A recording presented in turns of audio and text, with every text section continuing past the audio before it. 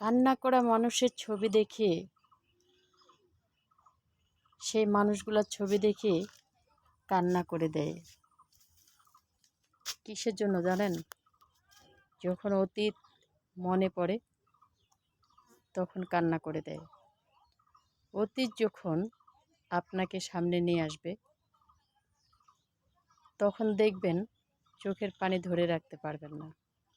অতীত এমন একটা জিনিস, অতীতে আপনি কি করছেন না করছেন সব কিছু মনে পড়বে যখন, আর ছবিটা দেখবেন যখন, তখন এই চোখের পানি থাকবে না।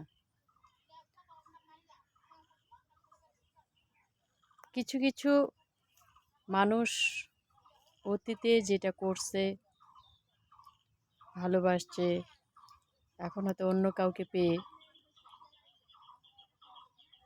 রেখে চলে গেছে, তাকে নিয়ে কান্না করার কোনো কিছুই যায় আসে না।